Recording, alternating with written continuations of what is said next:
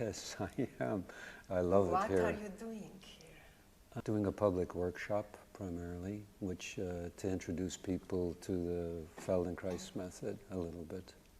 That's what I guess, that's what I'm doing during the day. During the evenings, I'm enjoying Ljubljana, which is a great city, and the people, and it's so wonderful. I have been having a fun weekend with Andreja Semolič, and she's been taking me around the main part of the city. I'm here because this woman, Andreja, I met her in Germany and invited me to come. And I asked my father one day, how do you say I love you in Russian? He was Russian. He said, "Ya lublю тебя." That means I love you. And I said, oh, that sounds like Ljubljana, so I should go to Ljubljana because they sounded a lot, and I said, let's see if I will love it. So actually, that's why I came. I'm very happy to be here. I like it very much. Enjoyed the Friday and Saturday evenings, though I'm sorry I didn't go to sleep sooner, but it's nice to be out with the people. I've been enjoying my visits with Andreja. Andreja Semolič. Andreja Semolič, yeah, I can't pronounce the last name so easily. We've had some interesting discussions about the Feldenkrais Method and her work, and I really enjoyed them. I think she's an extraordinarily intelligent woman and extremely capable. She's come up with ways of working with infants and people just by talking with her. I haven't seen her doing it yet, that I find really quite extraordinary, I would say, in comparison. We have people, as I mentioned earlier, that do the Feldenkrais Method primarily with children, for example, or horses or whatever. I would say that her abilities are really quite high in comparison to some of the other people I know around the world who are doing that work. So in that sense, it's been a good learning experience for me. I'm curious to we will have a day off tomorrow, to spend some more time with her and listen to what she has to say. Yes, you are a teacher. This is important. Oh, you want to know about being a teacher. Actually, Feldenkrais said that he's not a teacher, and I don't feel that I'm a teacher. I feel that I'm a person that tries to create a situation where people can learn something. And yesterday in the training program I said that what people can do is learn. No one can really teach them anything unless they really want to learn something. So yeah, I am called a teacher of the Feldenkrais Method, actually a trainer, but I'm not so sure I am a teacher. I would like to say that I just try to create situations where people can express who they are and learn how to be whatever it is they want to express in their lives. So the method. Yes. Well, that's an interesting question. I was recently at an exhibit of Leonardo da Vinci's work in Germany, and Leonardo da Vinci said the first principle of life is movement, and Moshe Feldenkrais said without movement life is unthinkable. So the work is really about movement, but in every possible way that you can think of it. Movement as far as people's emotions and feelings are concerned, movement how they move themselves in their bodies, movement in respect to how other people relate to each other in movement.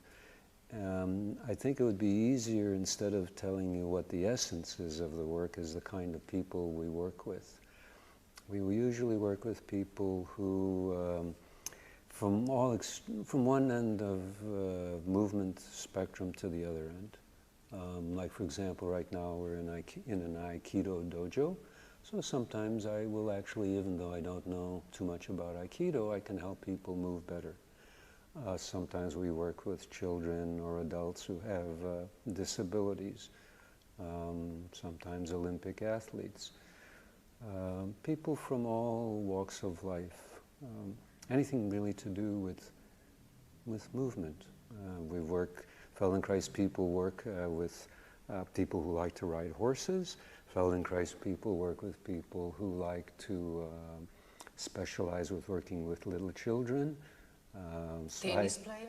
Tennis players, golf players, yeah, for sure. Musicians? Yeah, I've worked, not so long ago, a couple years ago, I gave a workshop primarily for musicians in Vienna. A lot of jazz musicians came, as well as members of the Vienna Philharmonic. Vienna Orchestra. Yeah, they also came. Yeah, so we work with musicians. As I said, anybody who does any kind of movement. Now, of course, I'm not a specialist in teaching someone a musical instrument, but I can help them use their instrument better, or breathe a little differently perhaps, or sit differently, or they use the method to actually have the horses move better. I have friends that work with cats and dogs, and yeah, it's because animals move also, and animals in many ways are more intelligent than people, because when you touch someone, if you touch a horse, very sensitive to touch. They're very sensitive. They have an awareness that a lot of people don't, because people are so under stress and so much nervousness that when you touch them, for them, just touching them in a nice, quiet way, which is what we do also in the Feldenkrais method, relaxes them a lot. And then they can actually start to feel how they are. Because a lot of people are so much under stress, they don't even know what their own inner feelings and needs are about. So that's why I say in some ways animals are much more sensitive than people are now. I'm sorry to say that, but that seems to be the case. And so a lot of Feldenkrais people work with animals and like that. When we work with people, we generally think of all of these different aspects. Someone comes to see me, and maybe perhaps the difficulty is more about how they relate to their children, like Andreja works with her clients, her students, whatever you want to call them. Sometimes it's more a relationship of that they're not using their skeleton as best as they could, the skeletal muscular relationship. Perhaps they're sitting at a computer all day. Then the environment plays an enormous aspect into the fact of why they're not getting better, or why they're not healing. Or maybe they've fallen down some stairs and they have a repeat way of using themselves when they walk or sit or get in and out of a car. So we want to work with their habits, with their ways of using themselves. So that's how we think of all of these different aspects of a person. Okay? Same idea of movement patterns, how people organize themselves to learn things, to do things. It's basically based upon awareness of, like Feldenkrais said frequently, it's not, if you know what you're doing, you can do what you want. Most people are usually in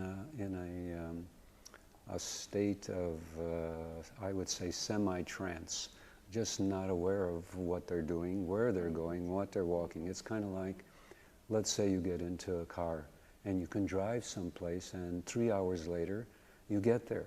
And can you remember anything that you saw in the 3 hours? Can you remember any of the music you listened to?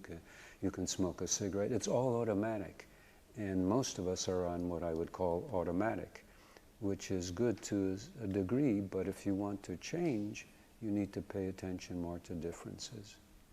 Actual method, it's a method primarily for people to express their inner desires and needs and be who they are and could possibly be.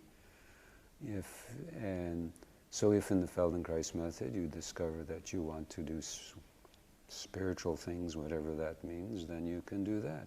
If it means that you want to apply the method to, you are a teacher in a school and you want to help the people, the children, you can apply it that way. If you like working with animals, dogs and cats and like that, you can do that. We have a number of famous people who have done the Feldenkrais method and work with horses. In Germany, where I've been recently, a lot of the people use the Feldenkrais method to help people ride horses better, or they use the method to actually have the horses move better. I have friends that work with cats and dogs, and yeah, it's because animals move also, and animals in many ways are more intelligent than people. I see that the basic method is there. Feldenkrais left it open for how people want to apply it in whatever they want to apply it to in the world. And I see it having applications all over the place. The nice thing about it is about how people learn things. Feldenkrais felt that it's not a therapy, that we help people. How can you learn something? Go slowly, go eloquently. Don't get too frustrated with it. Last night I was trying to put together a puzzle on the street, and Andreja did it, and I couldn't do it. And I thought, well, you know, I could go and say, oh, I'm stupid and I'm dumb, which sometimes we do with it when we can't solve something. But I realized, well, if I spend a little more time, I might get it, might not. But I don't worry about it. I feel comfortable in not learning something, and I think that's also part of the method. So when people, I think the method is doing okay. I think the only hindrance is that it's called the Feldenkrais method, because it's a funny name, and no one knows what it means. And if we called it something else, I don't know what, it might have more reach around to everybody. A lot of people take the work, do the work in seminars, and use the basic ideas a lot in what they're doing. Like I find Feldenkrais ideas in lots of alternative programs and activities. They don't say it's Feldenkrais. So in some ways it's good, some ways I think it's being corrupted in the sense that a lot of people take a workshop, like here now, and then they will go and start doing and saying, oh, this is Feldenkrais. Well, I mean, I've been doing it for almost 40 years now, and I'm still learning really what I'm doing sometimes. So that concerns me, but I think it's okay, you know. It's kind of like that. Listened and learned so much from all the people that I've been working with for the last 30, 35 years. I've learned a lot from Andreja, just in these little conversations. She showed me how she thinks of holding babies and lifting them and moving them and everything. And they're very innovative, and they're very intelligent. And you know, I don't learn too much new from people anymore because I've been doing it a long time. But once in a while I do, and it's very exciting for me to do that. And I enjoyed walking around Ljubljana. Previous times I've had a lot of Europeans have come to the program. I've had students from Japan, from all over Asia, from other places. Yeah, the nice thing, actually that's a good point, because the nice thing I have found about the program in Hawaii is it attracts people from all over the world. I've had people come in the same training from Australia, from Japan, from South America, from Europe, from the United States, from all different parts of the world. And it's kind of interesting, when they get together, they enjoy each other more, they enjoy learning with each other. It's not that I don't like doing training in Germany, where there's mostly Germans, or here in Slovenia it's nice, you know, because you get the atmosphere of that group of people. But when you have a mixed group, it's a different kind of ambiance. Multicultural. It's a lot of fun. Yeah, and what's nice about it is a lot of them end up being friends with each other for years and years and years, and then they travel to each other, and then they get to see how the other person lives in their home, and that's a very nice kind of side effect. So I know in a lot of the previous Hawaii trainings, there's some long friendships have developed, and people visit each other, and I get to visit them sometimes too, which is a very nice thing. You're doing so many years Feldenkrais Method, and yeah.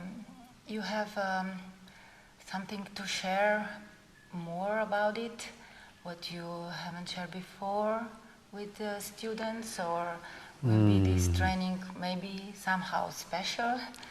Will the training be? I don't know. Almost every I training. believe it is, every training is Special. special. Yeah. Well, it'll be more up to date, let's put it that way, than previous trainings. I feel, in a lot of ways, to be honest, I feel a little sorry about some of the ways that I was learning and teaching in previous programs. And I feel like I'm always learning new things and experiencing whatever I'm experiencing by being with students. And yeah, I hope that I can impart more of what I've learned over all of the years and what I'm currently learning. It seems like I'm always, even though I think, oh, you know, I got an idea, there's always someone coming along with something different, or some new way of teaching some movements, or a new way of answering questions, or like that. And that's nice. It keeps me awake, and in some ways semi-young, some ways, though the hair is getting gray finally after all these years. And yeah, in that way the program will be different. The nice thing about Hawaii is when people find out that I'm giving another program, they seem to show up, some of the old-timers I call them, and they bring their knowledge, their learning, and that's also very nice for the training. What kind of students you are looking for? For me, the Feldenkrais method is a very creative method. So I want people who are really basically creative, or feel they can become creative, or they'd like to be creative, or show their creative expression, because there's different kinds of training programs. Most training programs, what you do is, from what I've heard, is oh, if you do this and do this, this result will occur. And to me, that's a cause and effect kind of method. And I feel that what Feldenkrais was always trying to have people do is be creative, and that you're introducing new ways of working, new ways of thinking. And so I hope to get, you know, those kind of people, and people that enjoy a more informal learning experience, and so that they would apply in an informal way. Think of an interesting way. They Skype me or email me and tell me a little bit about their work experiences, their education if they want, or if I'm also concerned that they really realize that they're making a commitment for a 4-year program, yeah, for a couple of months each year. I'm thinking of Taste of Hawaii. People who are willing to be creative, try something different, who want to get away from home and learn in a different situation, and are willing and open to learning in a different kind of way. That's the kind of person I'd like. So yeah, I hope it'll be different. I don't want it to be too large. I want it to be pretty intimate, like one training in Hawaii was very large, and I don't feel I got as close to the students as I could have. And I'm home, and so it's like they can visit me in home, and that's a nice thing for them as well as me. Yeah, it's a friendlier atmosphere. So how many students? If it's too small of a training, what happens is you don't get enough variety, and they don't have enough experience practicing with each other, learning with each other. If you have too many, then there's little groups, and the groups form, and then they don't intermix with the other people in the program. So as a consequence, you're always looking for the right number, not too many and not too small.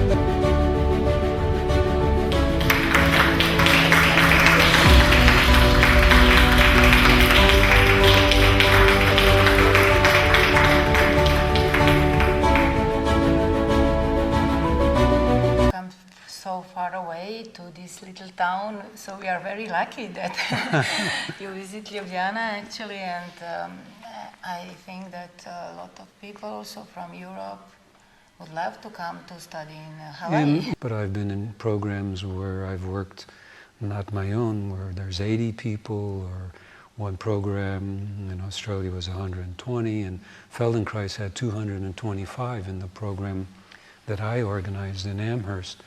And it's just too much. There's no, you're learning from everybody but the trainer in a way. So I would like to have a certain kind of size if possible. And now you still have the trainings here in Europe and also Yes. around? I will still be doing one in Brazil. Another one is scheduled, and I'm scheduled to do another one in Germany. I like the German place because it's on a little island in a lake, and I've been working with that person for many years, and so working with you has been a pleasure because you're so gracious and so nice. No, really. And the people have been very warm and loving, and it's nice. It's not that some places I've gone, the people do their job and everything, but I don't like so much this idea of doing a job. I like to be a little bit more informal. And the person who organizes in Brazil, I would actually wish that he wouldn't do it so much in Sao Paulo, which has only 19 million people. It's quite different than Hawaii. But he's a great guy, and his staff, they're great people, and I just have such a nice time that when you can really work with a nice group of people to do something. So, but you're still doing some workshop or advanced training? Or maybe public workshop like here in Ljubljana? Maybe you come back. I don't know. I would like to stop doing it a little bit. And it's nice to work with people who are at other ends of the spectrum, like really fantastic dancers or musicians, and at the other end of the spectrum, people who have strokes or have MS or scoliosis or things like that, because that's also part of the Feldenkrais method. Whereas the students are usually pretty much from a small continuum. That's why I'm saying I would like people who are creative and open and like that. That's fine. And also I don't mind having sometimes people in a training program who are there only for their own growth and development. Because sometimes those people have some disabilities that it's nice to have them in the program. Great, I think the place is perfect to go. Okay, So thank you. Maybe I go myself to visit Hawaii, to visit you, to get some more knowledge from you. So. Okay, well thank you very, very much. And it's really been a pleasure for me to have come here for these few days and be with. And I've been enjoying having nice visits with you. Thank you very much. Thank you too. Okay. Great, you asked some great questions. You should have interviewed. Not okay, you were great.